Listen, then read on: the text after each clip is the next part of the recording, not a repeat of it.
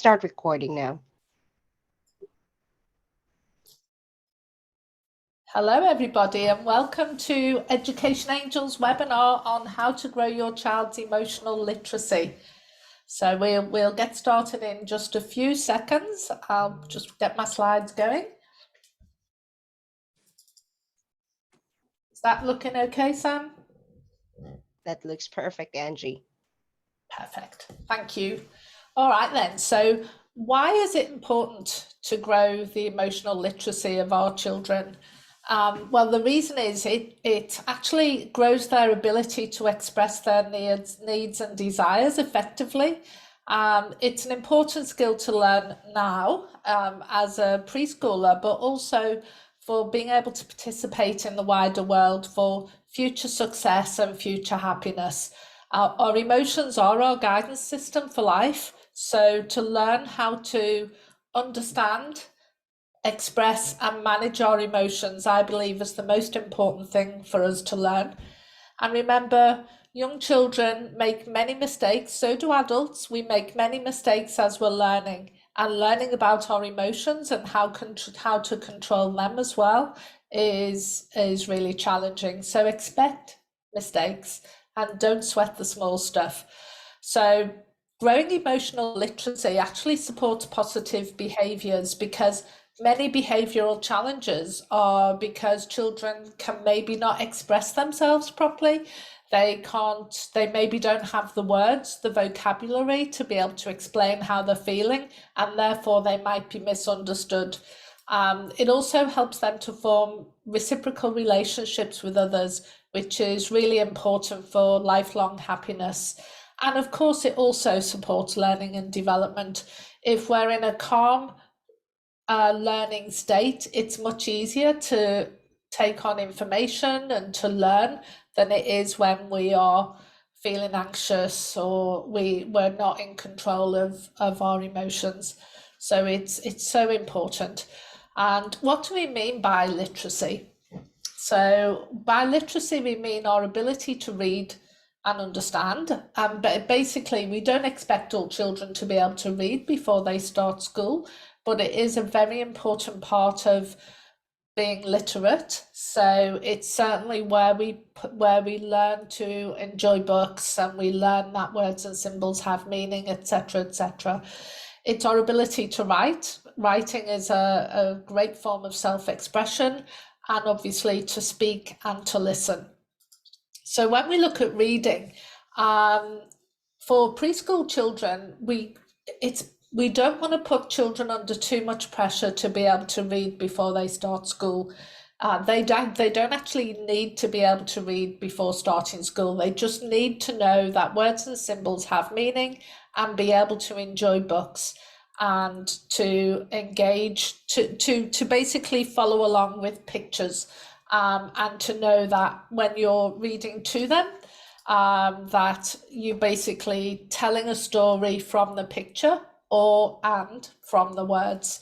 So it's really important when enjoying books that you teach your children that the pages turn from left to right. And it also supports children as they get a little bit older to follow the print with your fingers, so that children develop an understanding that you're actually making meaning of those symbols. So you're reading, essentially. And then, of course, as children get to enjoy more books and get to experience more of you reading and following the symbols, then they might start to recognize some words and some letters by sight. So that's an important first stage in learning to enjoy books.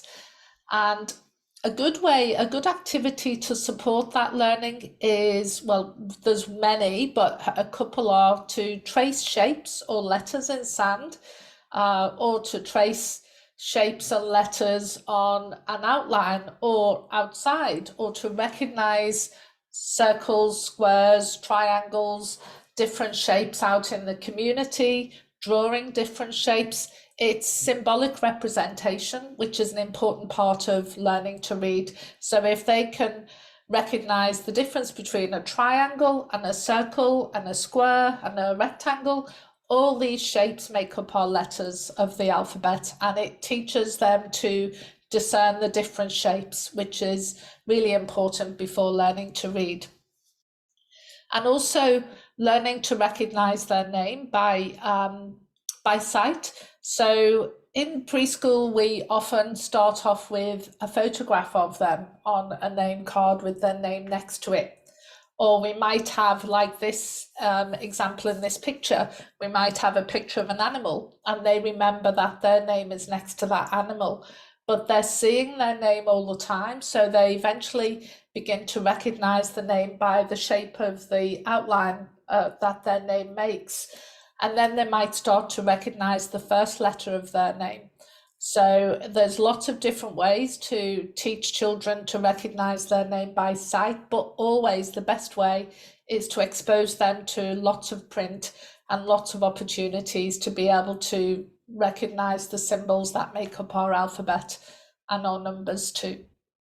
So then when we look at writing, for teaching preschool children, start from very young. As soon as they can hold a piece of chalk any writing implement, then give them the opportunity to write, to scribble, to make marks, big chalk out on the concrete, chalk on walls, ideally not painting on walls or drawing on walls, but lots of opportunities to explore being able to make marks on paper.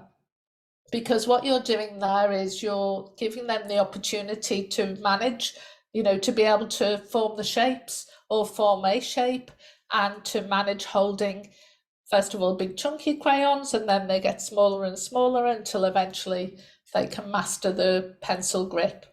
So just some examples here, start with little stubbies, chalk on a chalkboard. Finger painting, great opportunity to grow the ability of manual dexterity and developing the fine pincer grip. Playing with Play-Doh is another really good example of an activity that supports the development of the fine motor skills. As children get older, then you might start to, I'm sorry, my computer's making a noise. You might start to offer more opportunities like threading, manipulating small objects, cutting, gluing, folding, sensory play, where they're actually like gloop, for example. And if anyone doesn't know what gloop is, it's corn flour and water. And it's an amazing sensory experience. So to be able to trace shapes and patterns in the gloop, it all develops that hand-eye coordination and the manual dexterity that is really important for being able to write. And using tools from around the house. It doesn't have to be any special resource. It can be, using tweezers or lolly sticks, as in this activity. It can be playing with Play-Doh, like I said before. It can be moving, just using the pincer grip to move sort objects and move small objects from one place to another. Well, there are a few more examples here. Lolly sticks in Play-Doh. It's such a fantastic activity, and children can play for ages with that, making all different shapes, and just again practicing those that pincer grip and fine motor skills. Loose parts play, natural resources, as we see here, picking up small shells, small seeds, small stones. These are all skills that develop that grip. When we look at holding a pencil, don't stress if your child is not holding the pencil correctly. Many children will start by just holding it like this and scribbling this way, or they might hold it, awkwardly through their fingers. Just keep showing them how to hold it. Don't stress. Just allow them many opportunities to practice. But having the thicker triangular pencils helps children a lot, because the natural shape of the pencil supports the pincer grip. But you can also buy really reasonably priced these little rubber things that go on the end of pencils, as you can see in this image here, that just supports children to hold the pencil correctly. Don't worry before 3, but certainly 3 or after, once they start to use start to draw more often, don't want them getting into the habit of holding the pencil incorrectly, because once they form that habit, it's really, really hard to break. So if you can, encourage them to hold the pencil correctly. And there's an image here that shows you what that looks like, because not everybody, some adults I know, and people I know, so don't hold the pencil as we traditionally teach, but it really does help with handwriting if they can hold it right. You can also put an elastic band around a pencil. You don't have to buy these fancy grips. You can just put an elastic band around it and teach your child to hold either side of the elastic band. So that's another quick and easy fix. So also when we're looking at literacy, speaking and listening. So it's really important we develop the ability to verbalize, self-express through speaking, but also to be able to listen to instructions. Remember, for preschool children, give a 1-year-old 1 instruction as a rule of thumb, a 2-year-old 2 instructions, and a 3-year-old 3, and build up until your child has the ability to remember multiple instructions at one time. So an example of that could be, can you pick up your plate, instruction 1, and go and tip the waste into the waste bucket, instruction 2, and then put your plate on this tray, instruction 3. Don't expect a 1 or 2-year-old to be able to follow those 3 consecutive instructions. It just confuses them, and they cannot hold all of that information in their short-term memory. So a rule of thumb, 1 for 1, 2 for 2, 3 for 3. So to develop speaking and listening skills, the best way is talking to your child. Really important from an infant to be able to be talking to your child, making eye contact and using obviously a friendly conversational tone.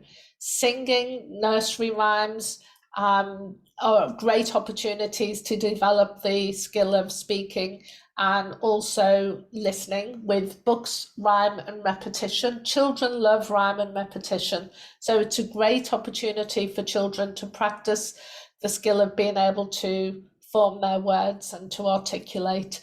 So there's many out there. There's lots on the internet, but there's huge value in singing, repetition and nursery rhymes for developing speaking skills. And of course, listening skills.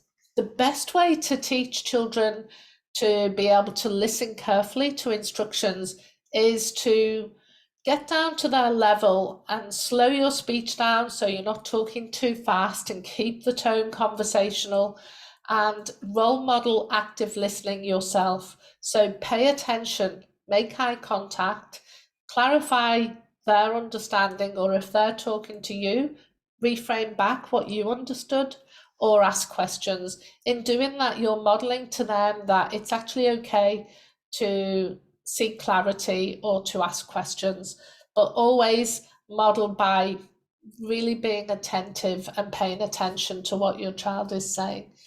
And that encourages them then to communicate to you more effectively and more often as well. If they sense that you're impatient or distracted, they just won't talk, and that's the last thing we want. So it's really important to model what we want to see. But there are lots of activities you can do as well to develop listening skills. Games like musical statues. In case that's region specific, musical statues is where you play music, and then when you stop the music, children have to stand like a statue, and they can't move until you start the music again. And it's a fantastic exercise. It's fun, and it's really good to have children really tune in and make sure that they're listening for the cues. Another one is Simon Says, which is it's a game where you give an instruction like Simon says, run around the room. So the children will run around the room, and then you'll say, Simon says, stop. If you say stop without Simon Says, they must continue running, so they are out the game. So it's a way that they have to listen for Simon Says and not to be too quick to assume. So that's a really good one. Reading stories to children. all-time favorite. Children love them, and it really does develop their listening skills. Math times too. So when you do math times, like circle times with children, they can be really enthusiastic and want to be the one talking all the time. And with that enthusiasm, it can be hard sometimes to hold back and give somebody else a turn. So there are things you can do there, like go round, everybody has a turn in a circle, or have a talking stick, so the person who holds the stick is the one that can talk, things like that. It teaches children to just wait their turn and to listen to other people before they jump in first. And things like out in nature, you can do a sound hunt, like it could be listening for a certain bird or listening for crickets, that kind of thing. So it's just all in everyday life. It's nothing complicated, but all of these activities help to build literacy for children. But we are specifically thinking about building emotional literacy. It does involve everything we've just talked about, but it also includes being able to tune into the emotion as well. So first of all, recognizing the emotion, the feeling in their body, where they're feeling it. For us, the adult, acknowledging that emotion. So because if a child is having a strong emotion and we don't first acknowledge it, then they cannot move on from that strong emotion. So it's really important we acknowledge the emotion and then support them in naming the emotion as well. Now, it's very easy with things like happy and sad. Children very quickly learn the feelings of happiness and sadness, but it's really important to build on that emotional vocabulary over time. So we're teaching children to recognize more complex emotions like confusion or impatience, etc. And the list goes on. So but first 3 steps are to recognize, acknowledge, and then name. And remembering that when we name the emotion, we tame the emotion. Because children feel acknowledged, it starts to calm their nervous system, and then we can then go on and have a conversation about how they're feeling and what name we might give to that emotion. It can be really easy to assume that a child is feeling a certain emotion and we might get it wrong. So it's really important to talk to the child about what it feels like, what led up to the situation, and then suggest, could it be that you're feeling frustrated? Or could it be that you're feeling angry?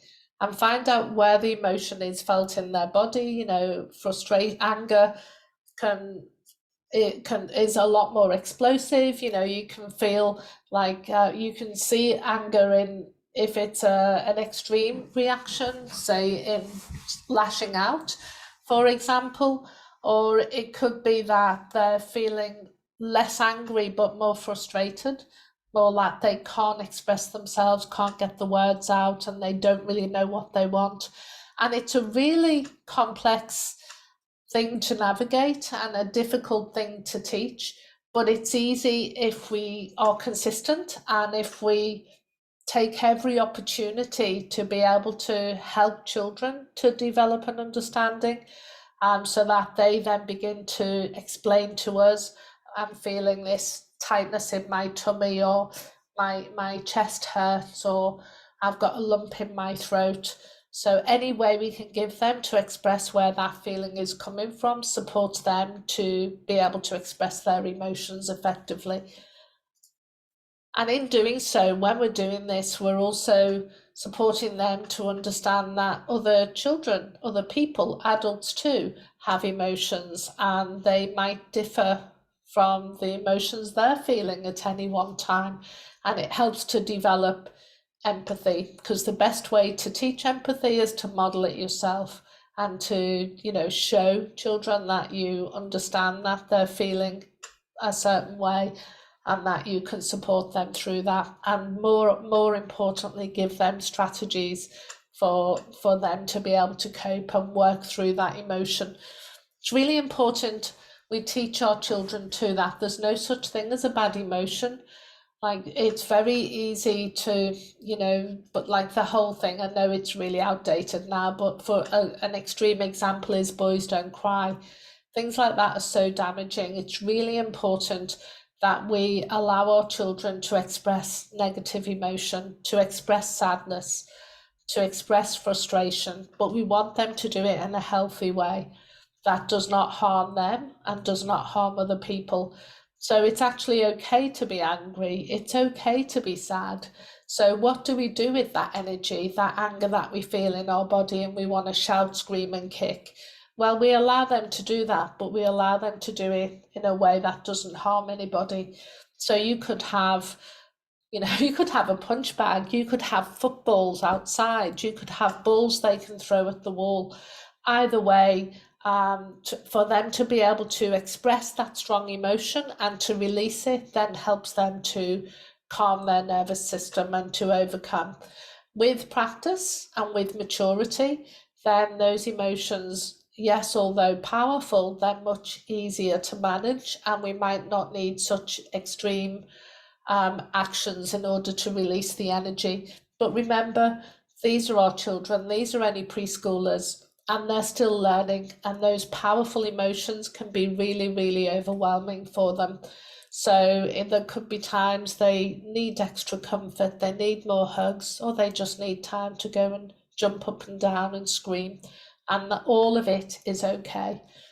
It's all perfectly natural. So, ways we can actually intentionally teach about emotions. There's a couple of examples here now. Play-Doh, children love Play-Doh, and it can be a great form of self-expression, and it really supports their fine motor skills and manual dexterity, which I was talking about before, but also their gross motor skills. They can thump at the Play-Doh, they can bang it, they can really get stuck in, and it can help to release that emotional energy. But they can also, you can use things like this picture has here, where there's faces with no expressions, there's just the outline of the face. And depending on the age and ability of the child, you can ask them to draw how they feel, or they can make, for example, a smiley face out of Play-Doh, an eyes and nose, or a sad face. So that's a really good way to teach self-expression and also to recognize emotions.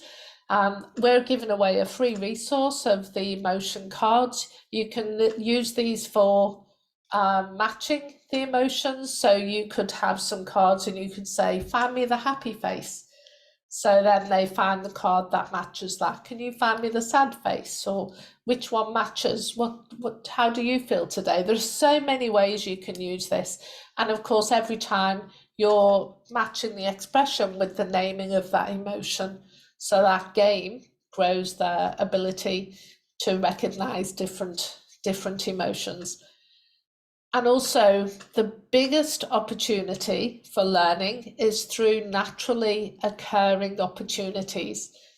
And what do we mean by that? So it could be that your child, I don't know, wanted a biscuit and you said no, and they completely lose it. They have an absolute meltdown because they're either frustrated or angry and they just can't deal with that emotion.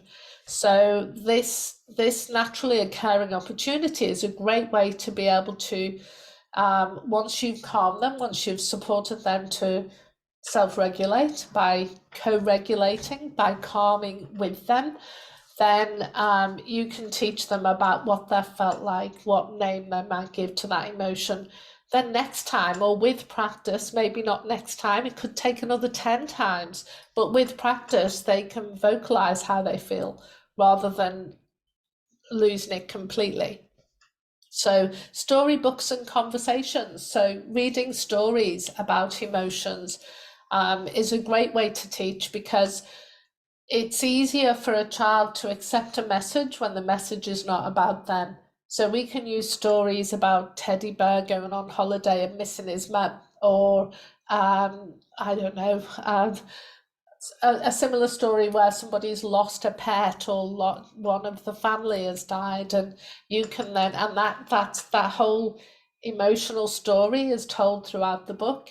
Or you could talk about when you see something happens, or you see a child maybe has dropped their ice cream, you could say, oh, I wonder how they feel. I wonder how would you feel if that was your ice cream? Would you be disappointed? Would you be sad? I wonder whether we can help them feel better. So you're just having natural conversations, but bringing that emotional language into the conversation. When we say intentional teaching, setting up activities to teach about emotions. And this is one example. It could be a poster where you ask them to show you which is the happy face, which is the sad face. But as you're doing that, you're building the vocabulary. So you're increasing their vocabulary as you go. So you have the main emotions, the primary emotions, but then you can start to build in vocabulary around other emotions like frustration or feeling helpless or that kind of thing. Another great way to teach about emotions is caring for animals. So teaching them to empathize, to look after the animal, to not hurt them, because if you hurt them, then they'll feel sad or they'll feel scared of you. Using those opportunities to help them empathize, to put themselves in another being's situation and see how they would feel in that situation. And of course, role play. Role play is great because it's through reenacting scenarios, situations, or things that have happened in a child's life that helps them make sense of it. And that's because they have limited experience to draw upon. And also, it can sometimes be hard to make sense of a situation when you're in the midst of feeling a very powerful emotion. It's sometimes when you work through it afterwards, either through role play or conversation with a caring adult, that then you can make sense of what that felt like and why you felt the way you did. So when we're talking about literacy, yes, it's about reading, writing, and listening. But with emotional literacy, we're talking about reading the emotion, understanding the emotion for ourselves, and also understanding that for other people as well. So with limited life experience, sometimes children need to be taught that, if we kick an animal, we're going to make it scared of us, or we're going to hurt it. Children can be very exuberant. It's not always cruelty. It can be over exuberance, where children go and do something deemed as silly and harm another person with their words or their actions. But self-control is a really difficult thing to master. And for preschool children, it takes lots and lots of practice. So, like I say, use all these opportunities to teach, but also expect mistakes, expect meltdowns, expect, misbehaviors, because they're bound to happen, because that's how we learn. We learn from our mistakes. So see these opportunities as opportunities to teach and for your child to learn, and try not to get too upset or distressed yourself. Just like I say, don't sweat the small stuff and enjoy the journey. It's a very, very precious time in our lives. So I have done really well on timing. We've got just a few minutes if anybody's got any questions or comments.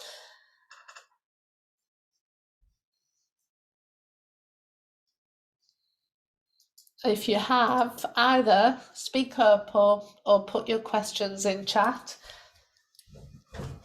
And if I can locate chat, maybe with Sam's help, I'll be able to answer any questions you might have.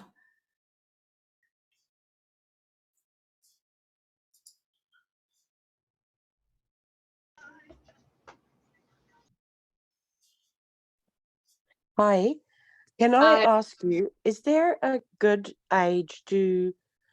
different age for boys and girls to be emotionally ready to go to kindergarten? No. Girls tend to be naturally better communicators than boys. It's just a they are generally, their brains are wired differently. Girls tend to have better communication skills than boys. So boys will often feel a lot more frustrated a lot more easily. So that can be challenging.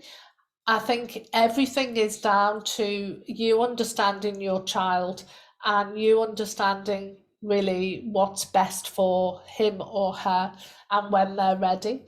I think when children are going to kindergarten, daycare, home based, wherever that might be, if you allow enough time for your child to transition and to form relationships with the people that will be looking after your child and with your child in the kindergarten, then he will succeed. He will thrive in that environment. Some children can have 3 visits and they're fine. For other children, it can be weeks of visits before they feel comfortable or you feel comfortable enough to leave them. Everybody gets there in the end. It's really your son seeing that you trust the teachers and that you feel the environment safe and right for him. So if go for shorter periods of time and extend those periods of time and make sure you hand him over to someone he feels safe with his primary caregiver, whoever that might be. It's about him being able to feel safe in that environment. If he doesn't feel safe, he's not going to learn. So don't rush the process and just take your time and do it when you feel he's ready and you're ready too. But there is a difference between boys and girls, yes, there is. In that girls tend to be able to communicate more easily than boys. Oh, thank you so much. You're welcome. Hey, Angie, what if your child says, how can you teach your child to be calm whenever he's frightened in a new environment, like in a new playgroup setting or in a new classroom setting? How could you teach them to be calm and, recognize that emotion that they are scared, frightened, and how can you tame that emotion? Yeah. It's really important that you acknowledge that he's feeling scared. Really acknowledge the emotion so that then he feels heard. And then he can, and once he feels heard and understood, and it could be that in acknowledging the emotion, it's not necessarily just in your words, it's also in your actions. So he might need to hold your hand, or he might need to have a cuddle, or he might need to just stay close by you. Not pushing him or rushing him into situations that he's not comfortable with, because that creates more fear. Allowing him to take his time and to move into that new space, new activity or experience when he feels safe and ready to do so. And it might not be on the first or second visit. That's okay. There's no rush. So the important thing is to make him, so to ensure that he feels safe to be left. And it could be the first time he is wrapped in fear and he won't do anything but cling onto your leg. That's okay. If you demonstrate that you feel calm, if you're calm, your energy is calm, and you are engaged in conversation with the teachers, for example, and you show that you trust them, that's really going to help him. I'm not sure if that answered the question. Hope it did. If not, Thank just you. It all makes sense. We have a question from Charlene. Hi, Angela. How would you handle a child having a meltdown about the food that you are serving? For instance, they say they don't like it, but yesterday it was their favorite food. Sounds like my 3-year-old. we hear this so often. We see it so often as well. I would say never fight over food, because as soon as you do, you will cause anxiety around food, and the more you resist, the more they resist, and it just, you get nowhere with it. Not saying you do that, Charlene. This is very normal for children to do this. And what your child's probably saying is, I just don't feel like that today. And how does he say it when he's got maybe limited language, a more limited of vocabulary than maybe you have, or he would have when he was older. So it's easier to just say, I don't like it, but he probably just doesn't feel like it right now. So an easy way to avoid that, and it doesn't work all the time, none of this works all the time, and your child's not going to suffer by not having and by missing a meal, or maybe offering something else a bit later on. Just don't sweat it, just don't fight at all, because it causes that energy around meal times. But it's a good way to avoid that is to offer choices. Would you like this or this? Excuse me. When children can make a choice about what they can have, they're more likely to accept it. And look, we're no different. So yeah, so offer choices where you can. Would you like this or this? Or serve, a platter, or serve a variety, and allow them to choose. Chances are he'd choose that favourite food. But if he really just doesn't feel like it today, then that's really okay, isn't it? He won't starve by missing one part of one meal, or even one meal. And it could be that he comes back to it later. You could say, oh, that's all right, you don't have to eat this. Shall I save it for you in case you feel like it later? And you'll be surprised how often they do come back to it later. My child would say, "Can I have a can I have a snack?" And after they refuse the food. So, Yeah, well, um, of course, that's entirely up to you what you do in those circumstances. But I would be saying most of the time, I'd be saying no. This is the meal. Um, and obviously, their likes and dislikes. And if they don't feel like this particular favorite food today, you could offer a healthy alternative, but don't get caught up in that cycle where you're doing like 5 or 6 different meals. There will often be resistance around meals. And the thing is, if you make it into a battle, it becomes a battle every time. So most of the time, don't make it mean anything or make a big deal of it. All food should be seen as good food. So, yeah, it's just saying, can I have a snack? Sam is probably saying, well, I don't want this healthy food. I'm going to have crisps. Thank you very much. sweets. Sweets, whatever it is. Well, no, this is mealtime, and at mealtime you have this or this, and make your choice. Thank you, Angie. We have another question from Miss Eulalia de Mello. Ah, Does confidence build with age and exposure, or as an adult, we need to encourage it? It is hard to encourage when the child just does not want to and is scared. Say, like taking the leap or something. yeah, yeah. And the more we push, the more children resist. Excuse me, sorry. So if a child feels like they're being pushed to do something, then they're going to resist it even more, and that fear is going to build. So confidence generally builds with age and exposure. So I don't know what you're talking about in particular here, but if your child doesn't feel ready to give something a go, just leave it. When they're ready, they'll come back and they'll do it. So the children develop confidence by building their sense of potency, building their sense of autonomy, having the ability to give something a go and then succeeding, and making mistakes, failing, and then trying again, and then experiencing success. So all of that builds confidence.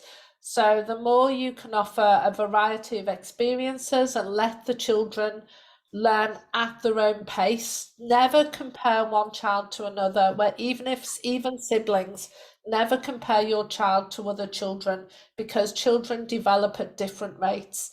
but they all get there in the end. You know, potty training or toilet training is a perfect example of that. It can cause an awful lot of stress for parents, and everybody seems to have an opinion on when a child should be toilet trained. But you know what? Let children learn at their own pace, let them be trained or toilet trained whenever they're ready. And most children, when they go to school, certainly do not have, you know, toileting accidents, unless of course there's other reasons for it. So they all get there in the end. So don't stress and don't push them. They'll learn at their own pace. Whether you push them or not, they'll learn at their own pace. But if you push them, then you're going to cause emotional and behavioural challenges for yourself and the child. So I was, what's that from Joe Jackson? I have a child in my care going through the terrific twos when she's high on emotions. Just do I leave her to calm down and come back when she's ready? Yes, you do, Joe. Look, if she's not completely out of control and she will allow you to give her a hug, then do that. Because a tantrum is a loss of control. And it's very, very scary for children. So if you can co-regulate with her, if you can be alongside her, and maybe if she will allow you to, you know, hold on to her or stroke her back or bring her in for a cuddle, then do that, and you can stop it escalating too much.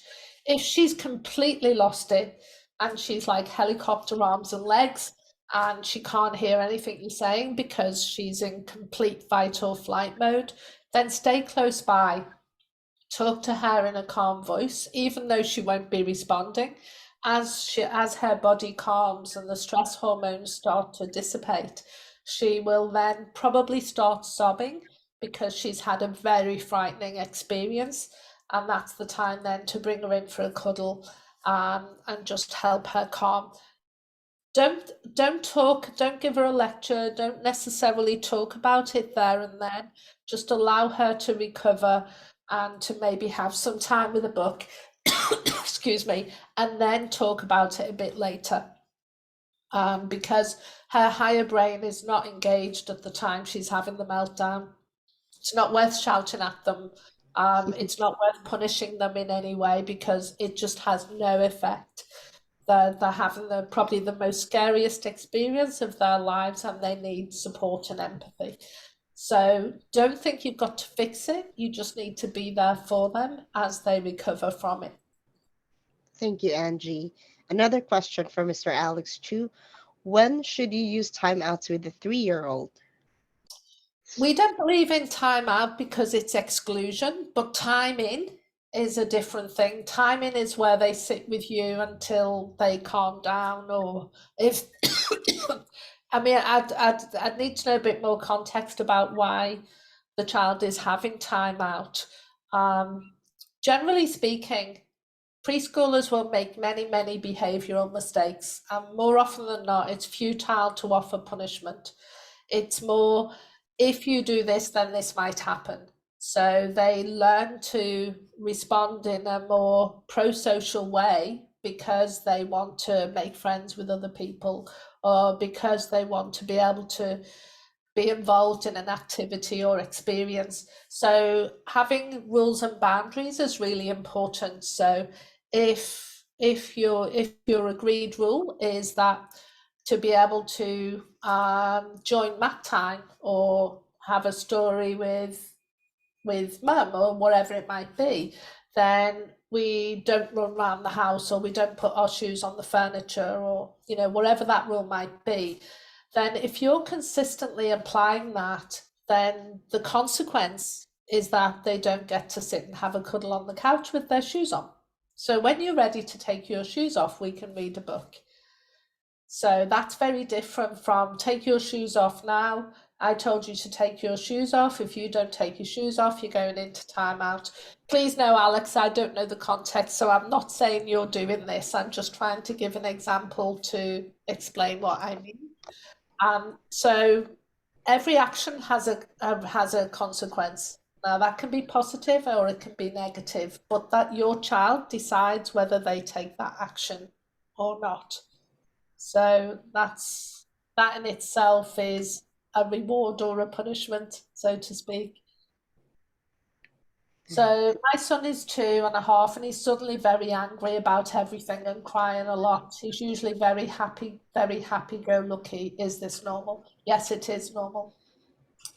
Very normal, in fact.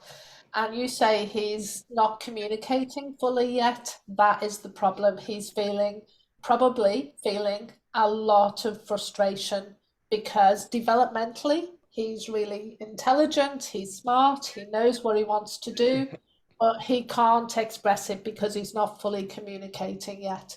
So, definitely a focus for him will be to be able to grow his ability to communicate. Sometimes it can be useful, and I think we're giving a resource out on sign, but sometimes it can be useful to teach simple sign for 2-year-olds because 2-year-olds are very impulsive.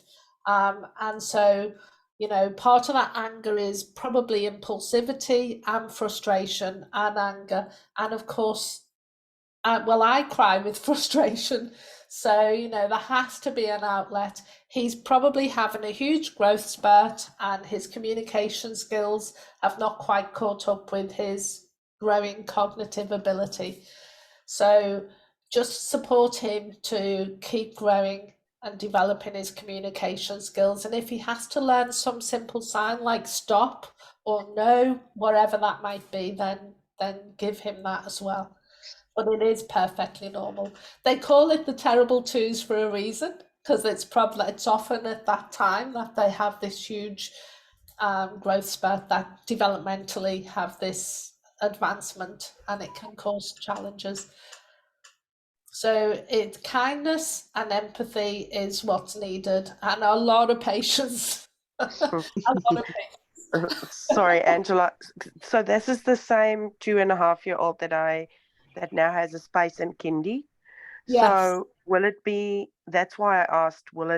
Is there a better age to send him at? Do you think I should keep him with me a little longer until he's more able to communicate, or will this help his communication to send him to kindergarten? His sister is also at the same kindy, so. Kindergarten will help his communication. That said, I would maybe just while he's feeling so emotional, I probably would just wait a little bit longer. So if you think right now, he's normally happy-go-lucky, and now he's crying a lot and he's more easily upset. Clearly, he's struggling. So, it might be that you just wait.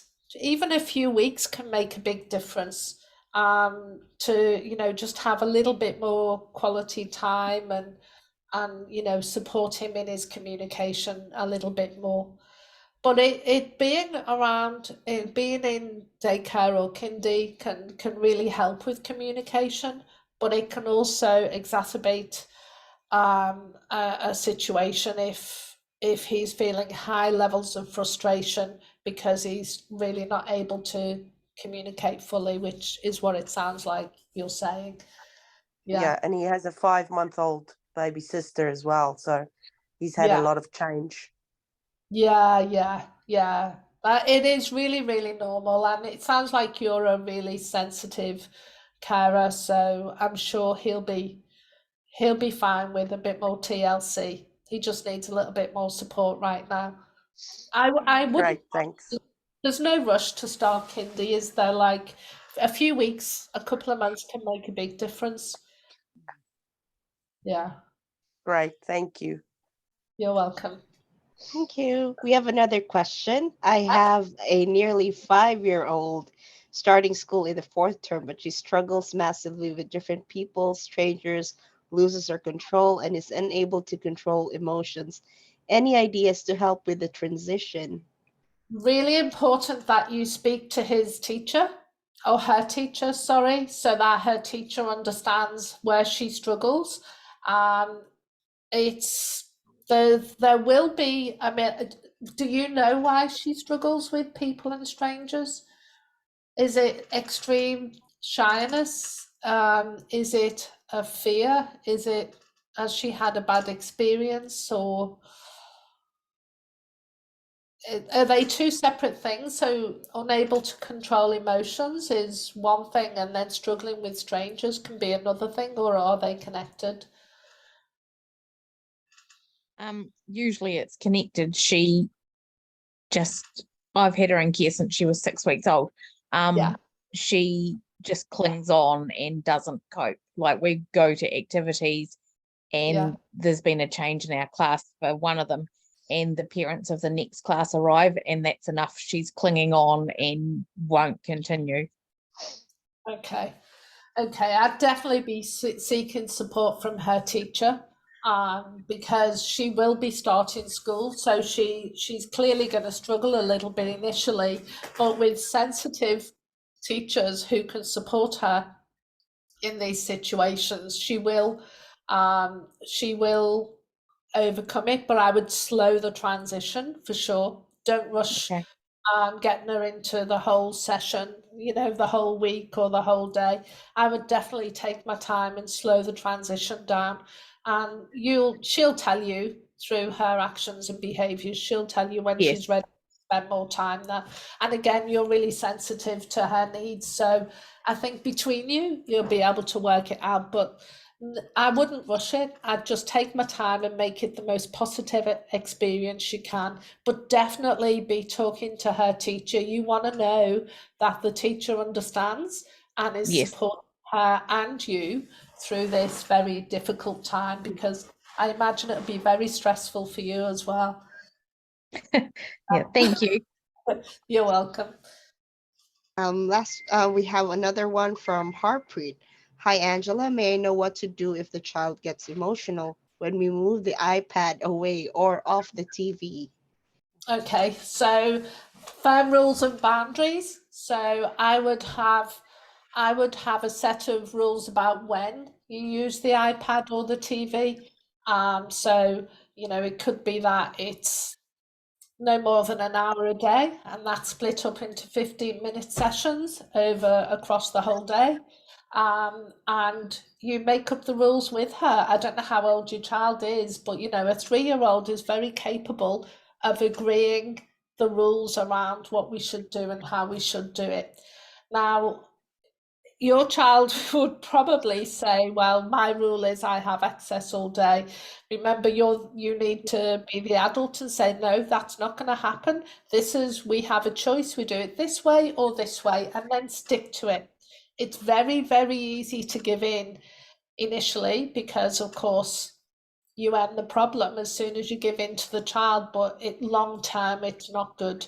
So the best thing to do is to be consistent in applying the rules that you've made very clear to her in the very beginning.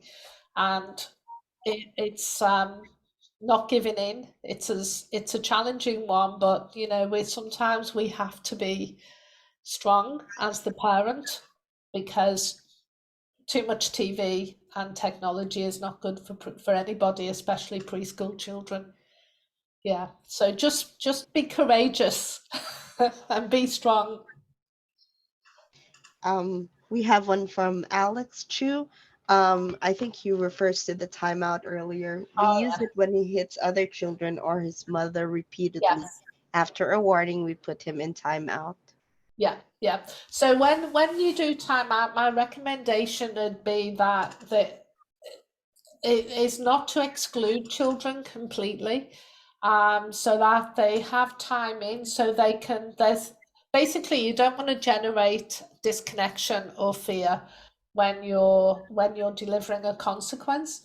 So if your child knows that you're around still, you still love them, you still care for them, but that's not acceptable behavior. So that's time in. They're not allowed to, do whatever it is you're taking them away from. They just need to sit by with you for a minute and think about what they've done. And then talk to them about use the intentional teaching, talking about emotions, talking about the consequence of that behavior. Children go through this and they do learn. They do learn. So it can sometimes, when you're the parent or the teacher, it can feel like it's going on forever, but it just feels that way. Children are smart, and he'll learn that it's not serving him. Yeah. So Angela, is the main difference that you sit with the child in time in as opposed to leaving them alone in time out, right? Yeah, like, you've probably seen the Super Nanny on TV. I think it's called Super Nanny, and she uses time out as a strategy where, Yeah. it used to be that there was a naughty chair, or it used to be that they had to sit in a stool in a corner, and things like that do nothing for a child's self-esteem. Children lose control very often. It's not that they're going out to be nasty, they're not going out to be mean, it's that they've not managed to control their emotion. So we don't always have to punish that, we just have to be consistent in saying, when that hurts, you won't hit me. So you physically might hold them so they can't hit you, and it's not, we should never tolerate that, it's not okay. But to make children feel demeaned and like they're less than, or that they're excluded, is not that good for them. So I would discourage the whole super nanny approach. That's for extreme behaviors. There is a time and a place, but with preschool children, it's generally more a lack of experience than it is anything else. So it's an opportunity to teach. If this was a 9-year-old behaving this way, it would be very different, and you might go more down that whole super nanny approach. But for preschool children, it's just being consistent in giving the same message and teaching them until they've practiced it enough to be able to then control that impulse. But talking to him about his emotion and what leads up to that will help him a lot, because it could just be like an angry outburst, and because he doesn't know what else to do with that energy. So, instead of hitting mummy or daddy, you can go and stomp on the floor, or you can throw a ball, just to give them an outlet. Thank you. Cool. Thank We you. have we have You're another question from Ruth Contreras. Hi, Angela. I have a question. How do you react when a child screams? Do you know any specific method to manage emotions at this time? I mean, for example, the child wants something as simple as a chocolate and he can't have it. Yeah, so that's, yeah, that's probably frustration or anger. I can't have what I want. Well, don't give in, ignore it as far as you possibly can. He's screaming, or she is screaming, because he or she thinks they're getting something from it. Like, they might think it's going to get them their own way, or they might think that you don't like it, so you might give them their own way. So they're looking to have that need met within them. So if the child is screaming, don't give in, don't give them what they're screaming for, but do talk about a better way to manage that, But if it's literally screaming at you, ignore it. Just ignore it and pretend you're not at all bothered. And it's really annoying. It's really annoying, I get that. But just pretend it doesn't bother you. There's no payoff, so they will in time stop it. And be consistent. If you're a home-based educator or a teacher, then talk to the parents so you're all using the same strategies. If the child is in daycare, or or with a teacher, some of the time, speak to them so everybody is consistent in the methods they're using, and your child will learn. It's just, they find very clever ways of getting their own way sometimes. Thank you, Angie. Is it And what? okay to send a child to their room when they're having a meltdown? So there's a child can, if a child has lost control and they're frightened, then I would not be sending them to their room, because they need support. They need support to be able to, they need you nearby with your calm energy to help calm their nervous system. It can be very hard for a child who's isolated or on their own to be able to regulate their emotions. They need to be they need to be able to co-regulate with you. So you're nearby, you're calm, you slow your breathing, you calm your nervous system, and that will help them to calm theirs. Now, it can be really, really hard to do when a child is screaming and shouting. Of course it can, I get that, but it's worth it because it'll only take a few times before they start to understand. Very different though, if they are screaming and shouting and they've not lost control, they're more angry and shouting at you. Again, go back to those strategies of intentional teaching. So, what do we do when we're feeling really angry? And you don't teach that in the moment they're angry, you teach it before there's any situation. You might teach it through stories, through conversations, and through math times if you're in education. So you might say, what does it feel like when you feel angry? And what can we do to help ourselves feel better when we feel angry? When you feel angry, do you feel like you want to just scream and shout and kick? And, they do, clearly. Then how can we do that in a way that is helpful? And then you give them strategies. So work it through with the child before he or she gets to that point where they've had a complete meltdown.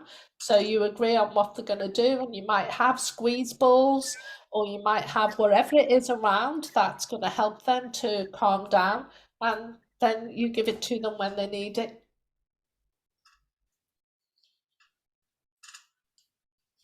We have a comment from Pawan Dikar. Thank you for your answer, Angela, regarding turning off the TV. Yeah, of course, children. I mean, we do the same as adults sometimes. I mean, who's never binge watched Netflix or whatever? It can be very enticing to relax in front of the TV and just watch wherever you like. Children are no different.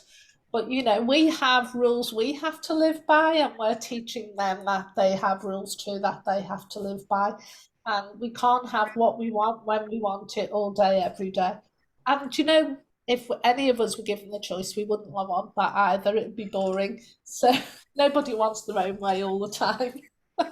So I don't like the term cruel to be kind, but it kind of is a bit like that. You're setting rules and boundaries that are going to help them to be able to um, have delayed gratification, really important for future success and happiness, and also to be able to control their needs and desires to cope with not always getting their own way.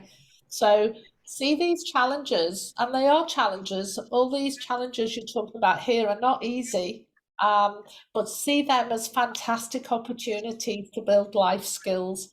These are the most important things you can teach your children because everything else they'll learn anyway in time. But learning to manage our emotions, to understand our emotions and manage them is critically important for future success and happiness. So value the opportunities that you're getting, even if they are tough. Yeah, so I wish everybody luck with it all. It's not easy. You're all true angels for what you do. And yeah, parenting is fun. It's just sometimes the hardest job in the world as well as the best. True. Yeah. Thanks everyone for attending too.